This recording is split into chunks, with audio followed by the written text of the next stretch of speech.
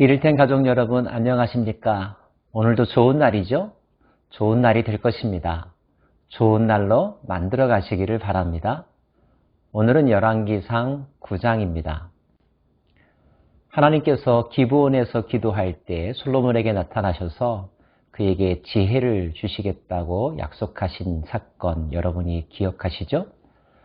비록 산당이었지만 그 높은 곳까지 올라와서 간절하게 기도했던 솔로몬의 정성을 하나님께서 귀하게 여기셨던 것 같습니다. 오늘 9장에는 하나님께서 다시 한번 솔로몬에게 나타나셔서 귀한 축복의 말씀을 하신 내용이 기록되어 있습니다. 바로 성전을 봉헌하고 난 다음에 하나님께서 주신 약속의 말씀인데요.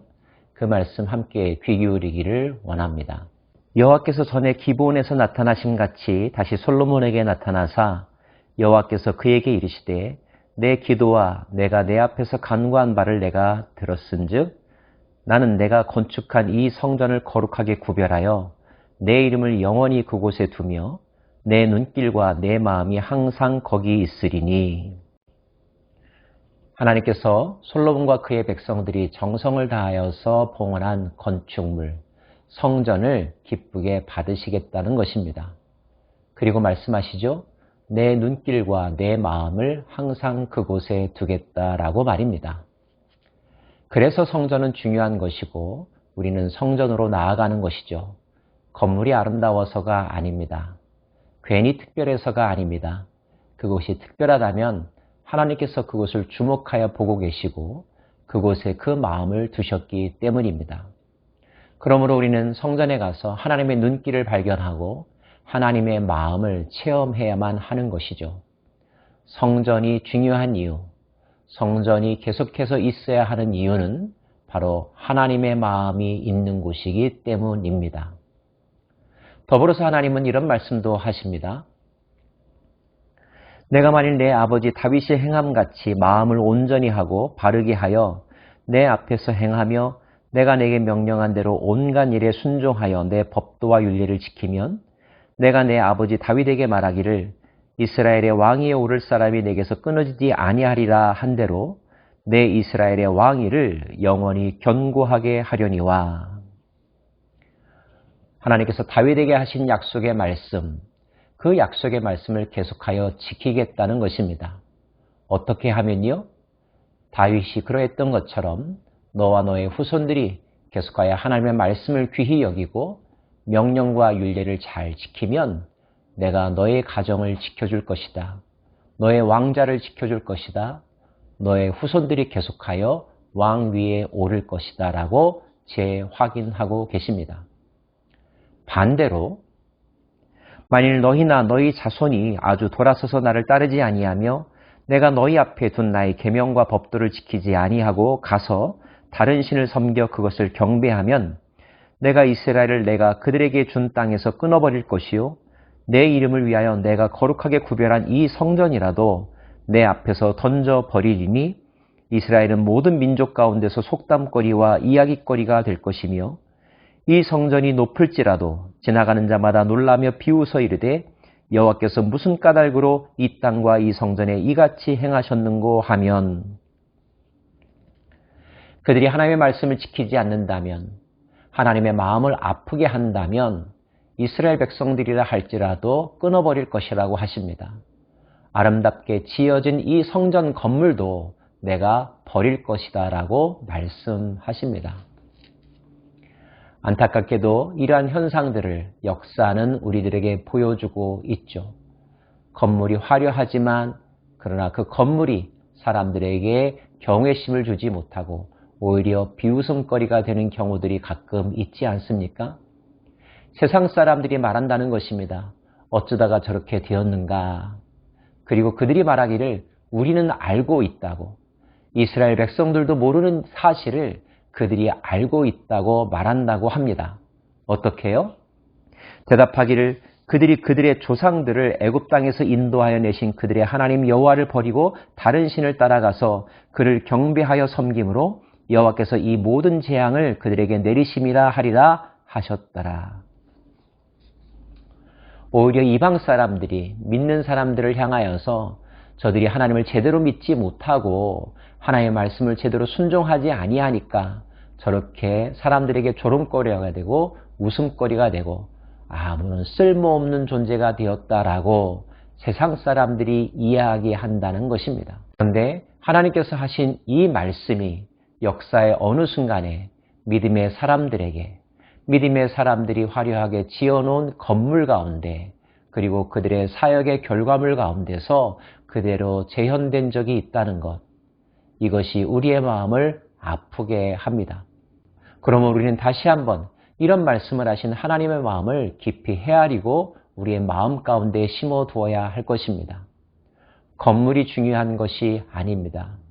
우리의 출신 성분이 중요한 것이 아닙니다. 과거가 중요한 것이 아닙니다. 지금 현재 우리가 어떠한 마음으로 하나님 앞에 서는지, 어떠한 자세로 그분의 말씀을 듣고 그리고 순종하려고 하는지, 이것이 중요합니다. 만약에 이 일에 우리가 게으르고 나태하다면, 실패한다면 우리가 그렇게 자랑스럽게 여겼던, 우리가 힘써서 노력을 기울여서 만들어 놓았던 모든 결과물들은 오히려 우리들에게 멍해가 될 것이고 조롱거리가 될 것이고 사람들에게 지적거리가 될 것입니다. 결코 그러한 일이 일어나지 않기를 간절히 다짐하고 또한 소망해 봅니다.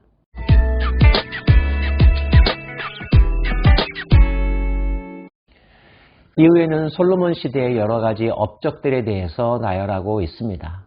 솔로몬도 대부분의 왕들과 마찬가지로 대규모 국책사업, 건축, 토목사업을 진행했다는 것을 알 수가 있습니다. 성전과 궁전이 그러하고요. 밀로, 게셀, 하솔, 무깃도, 예루살렘이라고 하는 도시를 건설하고 보수하고 개발하였습니다. 특별히 성경은 밀로와 게셀이라고 하는 도시가 바로의 딸 솔로몬의 아내를 위하여 특별히 개발되고 건설된 도시라는 사실을 밝혀주고 있습니다. 또 하나 특별한 도시 개발이 있습니다. 바로 에시온 게벨이라고 하는 항구 도시인데요. 이스라엘이 서쪽으로는 지중해와 맞닿아서 많은 해상 무역들이 이루어졌는데 반대로 남쪽, 동쪽은 내륙으로 이어져 있었죠.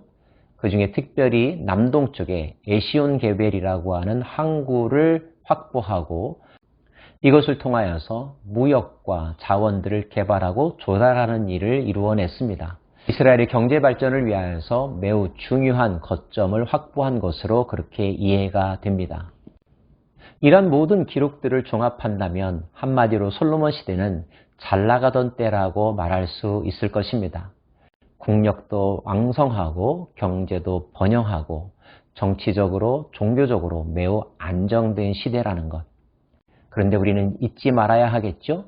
이 모든 것들이 하나님께서 주신 특별한 은혜라는 것. 그의 선친 다윗의 공로가 적지 않았다는 것. 그리고 또 한 가지, 이러한 부귀와 영화를 계속해서 누리기 위해서는 가장 중요한 것을 잊지 말아야 하고 그것을 이루어내야 되는데 그것은 바로 그들이 늘 하나님 앞에 바로 서는 것, 하나님의 말씀을 중심으로 여기며 그 말씀을 순종하고 그 말씀대로 살아가는 삶을 살아야 한다는 것입니다. 말씀대로 살아가기 위하여서 성전을 지은 것이고 성전을 바라보는 것이고 성전으로 나아가는 것이죠. 성전 건물 자체 때문이 아니라 그곳에 마음을 두시겠다고 약속하신 하나님의 약속을 믿기 때문입니다. 하나님을 만나고자 하는 기대감으로 성전을 향하고 성전에서 예배할 때 그들의 삶은 늘 정비될 것이며 거룩할 것이며 질서 있는 삶을 살게 될 것이며 하나님이 기뻐하시는 삶을 살아가게 되지 않겠습니까? 부디 우리가 살아가고 있는 이 시대에 우리가 살고 있는 그 나라도 하나님께서 솔로몬에게 주셨던 그 말씀을 기억하면서 언약 백성으로서의 삶, 말씀 중심의 삶을 살아가는 민족과 국가가 되기를 바라며 그래서 대대토록 다른 나라들에게 선한 영향력을 끼치고 자손들이 평안하며 지도국가, 제사장 나라가 되기를 소망해 봅니다. 기도하겠습니다. 하나님, 성전 건물을 연락하시며 하신 말씀을 저희들도 마음속에 새깁니다. 하나님의 눈길과 마음이 있는 곳에 우리의 눈길과 마음이 향하기를 원합니다. 하나님께서 친히 하신 말씀들을 우리의 마음속에 새기고 그 말씀을 청종하며 순종하며 성취하며 살아가기를 원합니다. 그래서 우리의 삶이 주 안에서 형통한 삶, 영광스러운 삶, 하나님의 나라를 더욱더 확장시키는 삶 되게 하여 주옵소서.